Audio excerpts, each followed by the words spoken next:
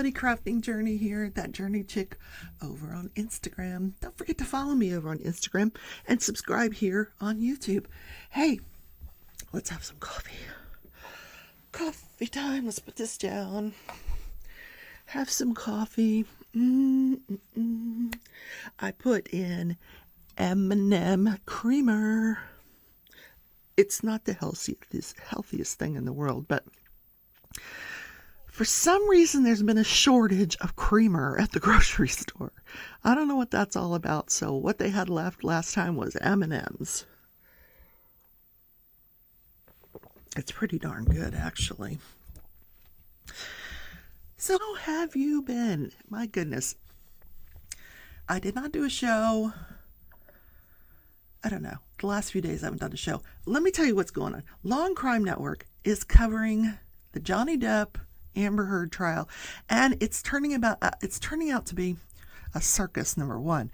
But number two, the biggest trial that Law and Crime has ever covered, like bigger than the George Floyd trial. Like George Floyd got a lot of views and stuff, but the views that they're getting on this Johnny Depp trial is like over the top. So they've got like all hands on deck handling this Johnny Depp case, which I understand is turning out to be pretty entertaining. I kind of wish I had covered it, and I don't want to go back and start from the beginning because they've been going at it for 3 weeks now. But during the Crafting the Crime segment today, I'm going to cover some other little things that are going on in the crime community and tell you what trial is coming up. That's so interesting. May 16th or 15th or 16th. I don't remember. Anyway, it's coming up. I'm going to cover it because it's super interesting. We'll talk about that. And hope you enjoy the show. Don't forget, if you enjoy the content, please consider subscribing or becoming a member. How about that? Don't forget to hit the notification bell so you don't miss a single episode. Sometimes I do pop-ups, Pop-up lives. Those are fun. Yes, they are. Let me tell you what's going on here on the desk. So, I've been like super into watercolor.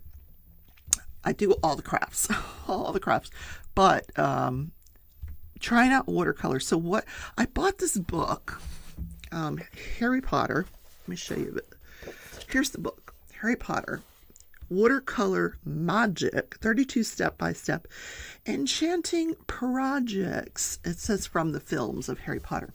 Now, I got this over on Amazon, and it has step-by-step instructions to doing these cute little pieces of artwork.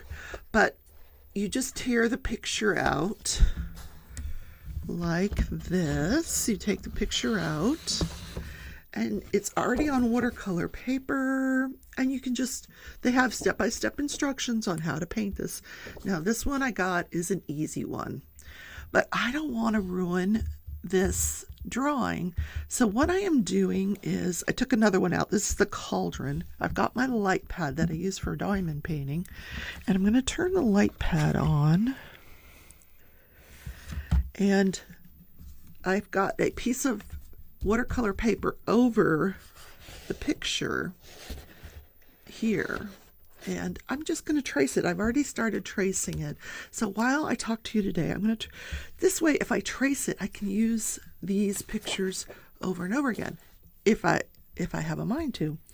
So one would be the sorting hat that I want to do, and this one is the cauldron. Double, toil and trouble. That's a wrong movie, isn't it? It is. So it's a little bit hard to see because what they've done is they've put on the back writing. So you have to, I think because they knew people were going to trace it. So yeah, I'm still tracing it.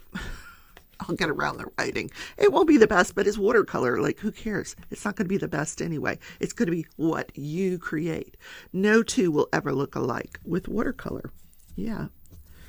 So what I'm doing is just kind of peeking underneath just to see what we got going on here. Okay. So even the tracings don't have to be perfect. Yeah.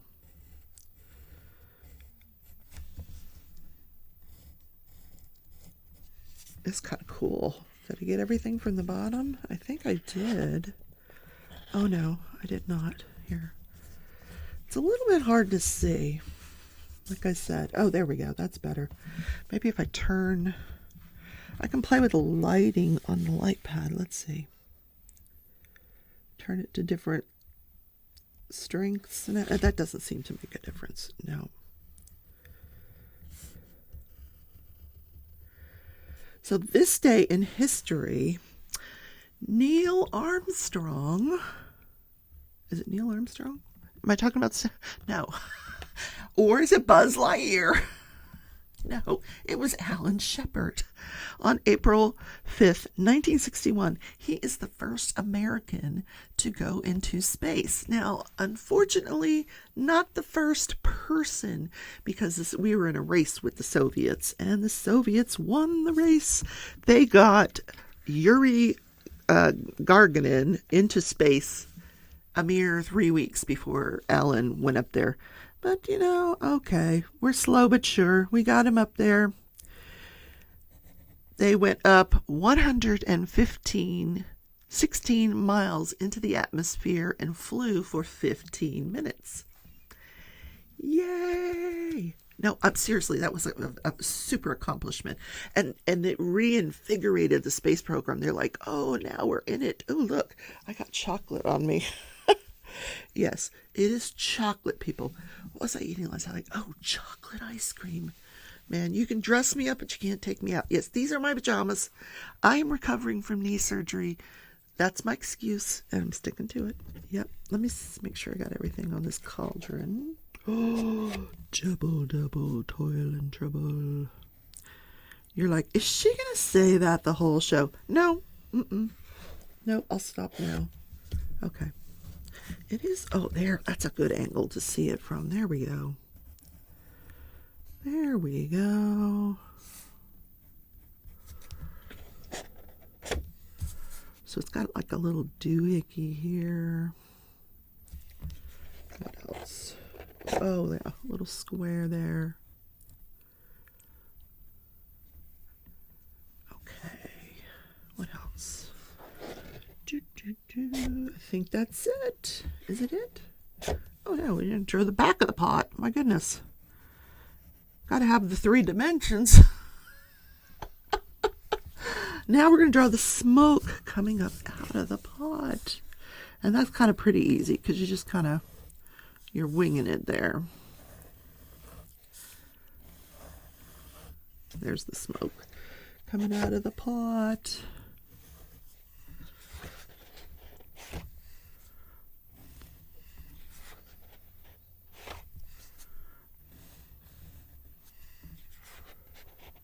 Yeah.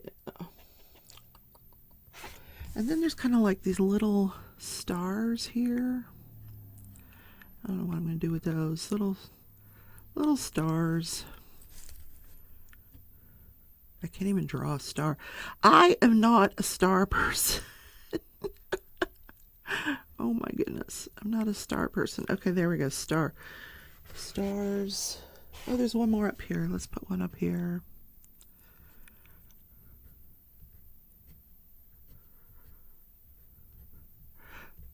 There we go. A little star up there. All right, let's just kind of freehand the rest.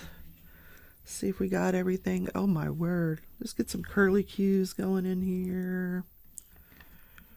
Some little wisps.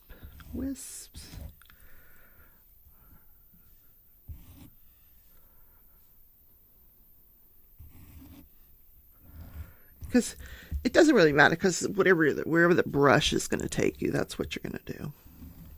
So here's our pot. There, you can barely see it. There's the pot that I traced. And it's pretty similar to the one that came out of the book. There we go. So now I have this one to use over and over again. Now we're going to do the hat. So let's talk about crafting and crime daily. Okay, so April 15th, May 15th. It was in April. In May, I feel like there's 2 sheets of paper here instead of 1. but they're not coming apart. Oh well, I can still see through it. Okay. This woman, Catherine Mcbanawa, was arrested and charged with conspiracy to commit murder back in 2016. The murders occurred. The murder was Dan Markell, an FSU law professor. Now, some of you, now bells might be going off in your head. You're like, oh, you covered that trial. I did cover that trial. And if you want to watch the trial, it's down in my playlist. There's a playlist, FSU law professor Dan Markell. And this was the trial of Catherine Magbanua and her husband, who she was really never officially married to, but she called him her husband, father of her children. She was on trial with him, Sigfredo Garcia. The two of them were on trial together. The whole trial goes down. It's a couple of weeks long. Very, very interesting for the conspiracy to commit murder of Dan Markell. Now, there was a third co-defendant, Sigfredo Garcia, Luis Rivera.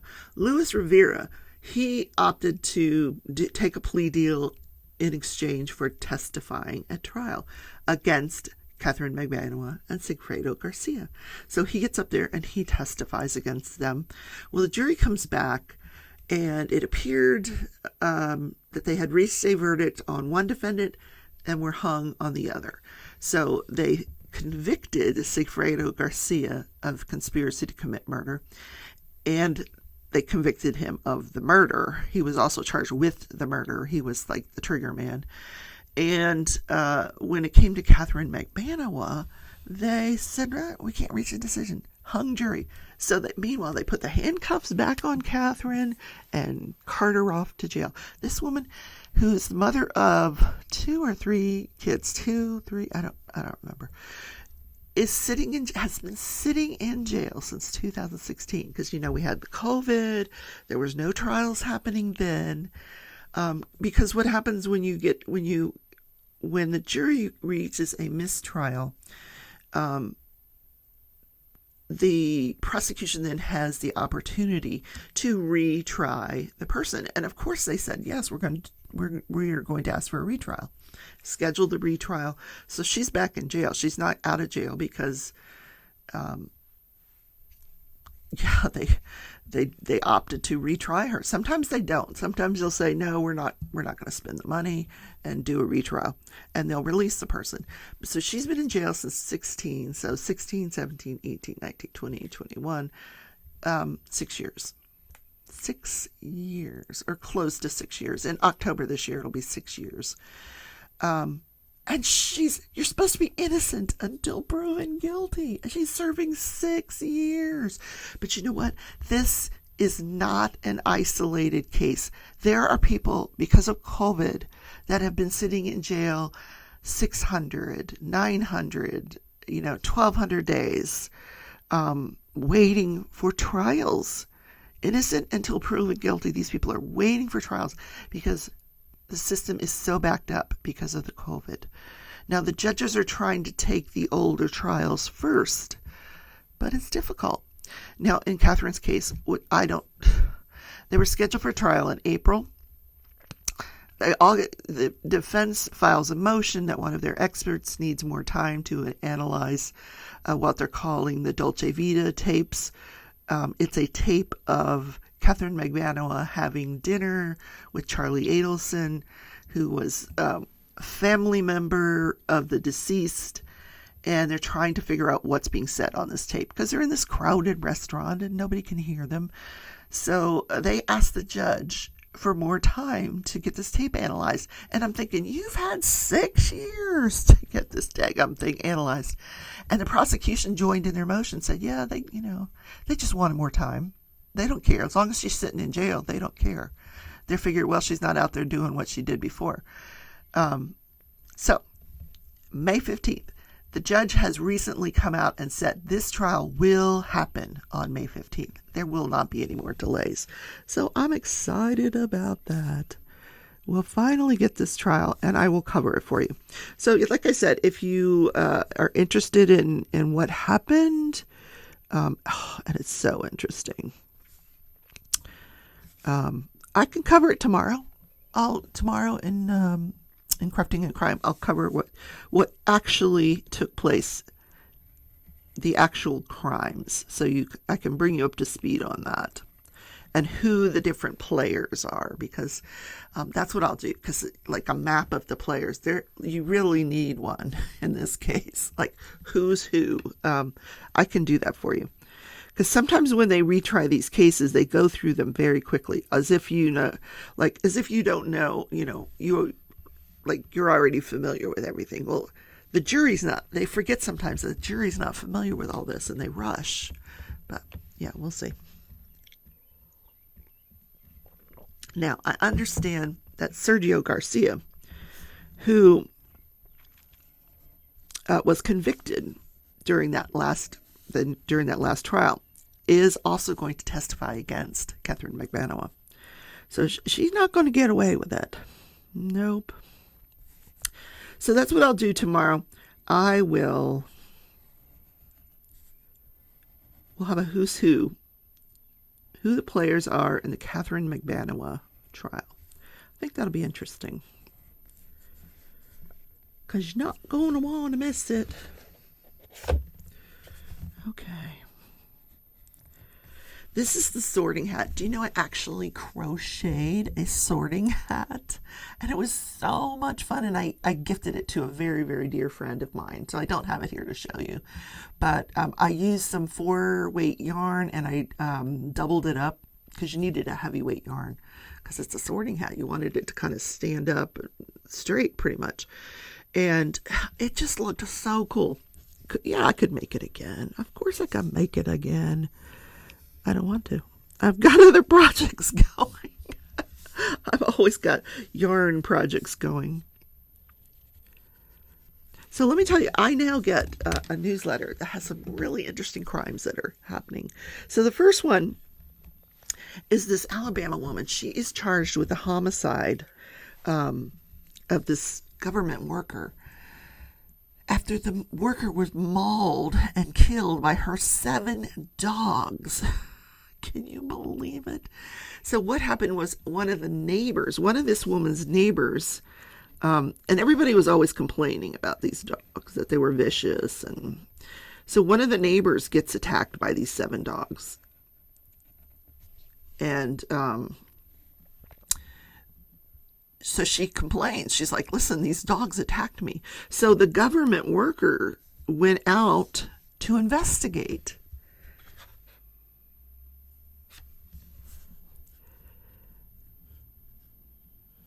And what do you think happened when the government worker? She disappears. Nobody can find her.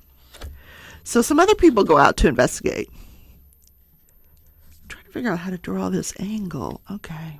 Angle, more like that, I think. Let me do it over here. It's a weird angle. Okay, let's try it. This goes here, here, here, here. Okay, I did it. So now she's on the... so when they go out to try to figure out where this worker went, they find the body in this woman's backyard. She had been mauled by her 7 dogs and killed. So now this woman is on trial for this woman's murder. Can you believe this? Now, where did this happen at?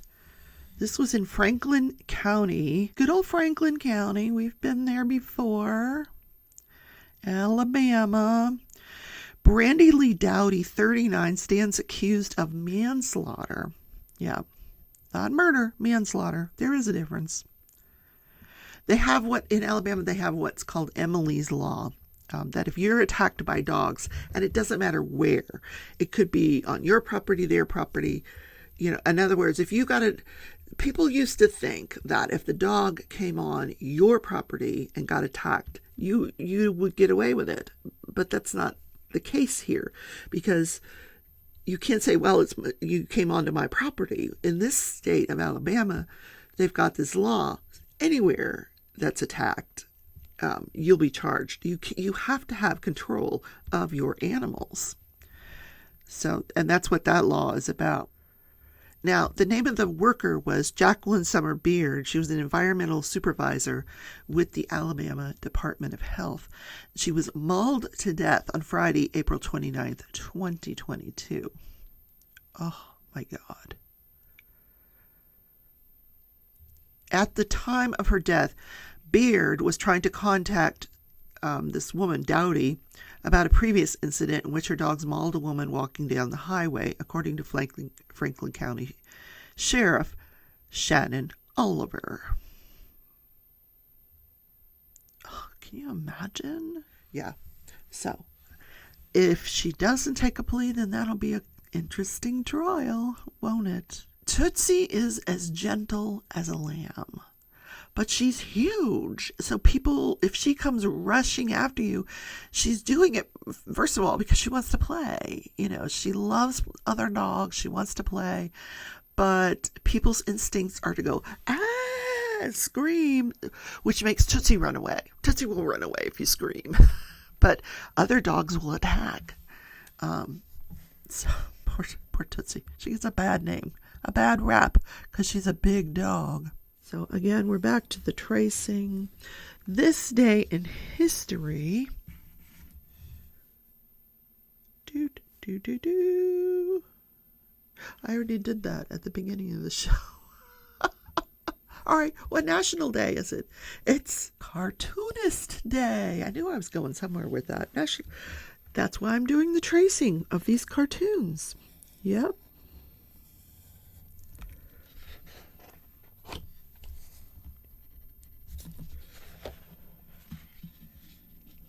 And we're just going to put a little bump there. Let's see what else. Oh, I forgot the whole middle of the hat. So, Richard Osgold is said to be the original cartoonist. He's the first guy who was published in the New York World magazine or paper in 1885 with the Yellow Boy. And I'll show you a picture of the Yellow Boy right here. That was the first serial cartoon, the Yellow Boy. And then he came out with Buster Brown. Yellow Boy and Buster Brown. Yep. I'm trying to get the face on this. See, this is why I'm not a cartoonist. Cartoonists just go like this, and they could just draw it, kind of out of their imagination, And if I had any imagination, I wouldn't need to trace this. Would I? Nope. Oh my goodness, is that good enough? Oh, we got to get the mouth. We got to get the mouth here. So on National Cartoonist, Rebecca is trying to trace a cartoon. Oh my gosh. Okay, let's get this straight. There it is. It's just very hard to see on this paper. There we go.